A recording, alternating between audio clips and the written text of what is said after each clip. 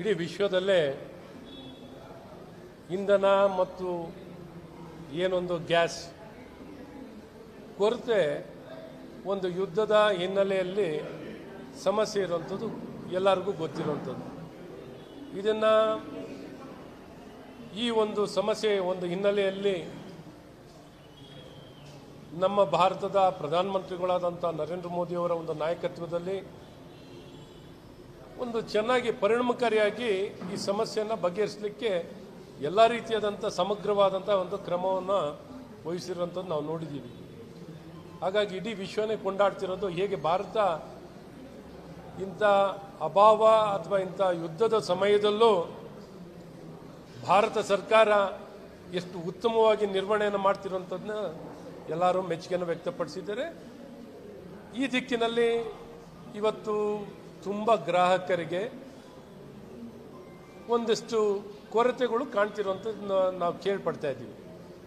ಆದರೆ ಮುಖ್ಯವಾಗಿ ಈ ರಾಜ್ಯದಲ್ಲಿ ಏನೊಂದು ಅಂಕಿಅಂಶಗಳು ಏನೇ ಗೃಹ ಸಚಿವರು ಅಥವಾ ಮುಖ್ಯಮಂತ್ರಿಗಳು ಮಾತಾಡ್ತಿರ್ಬೇಕಾದ್ರೆ ಅಂಕಿಅಂಶದಲ್ಲೇ ಮಾತಾಡಲಿ.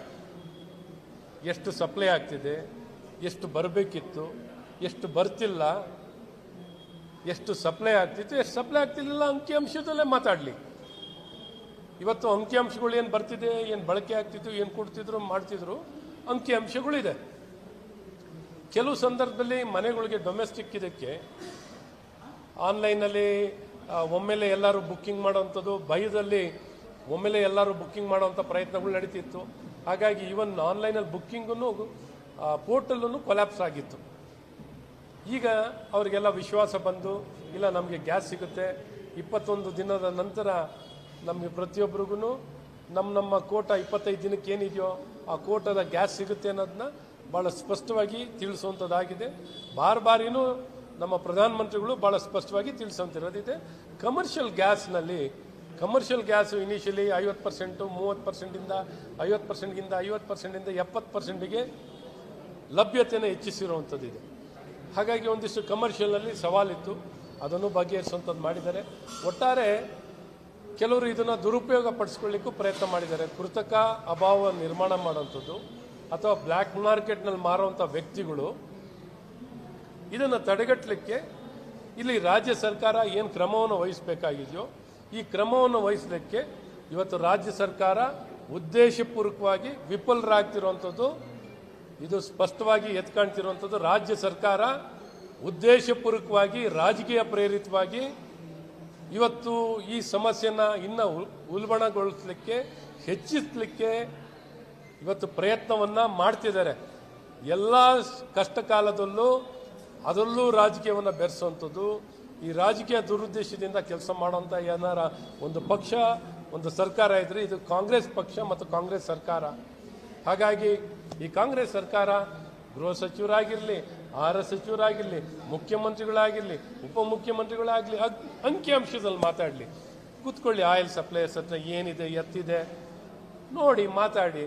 ಸುಮ್ಮನೆ ಈ ರೀತಿ ರಾಜಕೀಯ ಮಾಡೋವಂಥದ್ದು, ಜನರ ಕಷ್ಟದಲ್ಲೂ ರಾಜಕೀಯ ಮಾಡೋದು ಇದೆಯಲ್ಲ, ದೇಶದ ಸಂಕಷ್ಟ ಪರಿಸ್ಥಿತಿಯಲ್ಲೂ ಕೀಳುಮಟ್ಟದ ರಾಜಕೀಯ ಮಾಡುವಂಥದ್ದು ಇದೆಯಲ್ಲ, ಅದಕ್ಕಿಂತ ಕೀಳುಮಟ್ಟದ ಕೆಲಸ ಯಾರ ಕೈನಿಂದಲೂ ಮಾಡ್ಲಿಕ್ಕೆ ಸಾಧ್ಯವಿಲ್ಲ ಅಂತ ಕೆಲಸ ಮಾಡೋರೆ ಈ ಕಾಂಗ್ರೆಸ್ನವರು ಅಂತ ಬಹಳ ಸ್ಪಷ್ಟವಾಗಿ ಹೇಳಕ್ಕೆ ಇಷ್ಟ.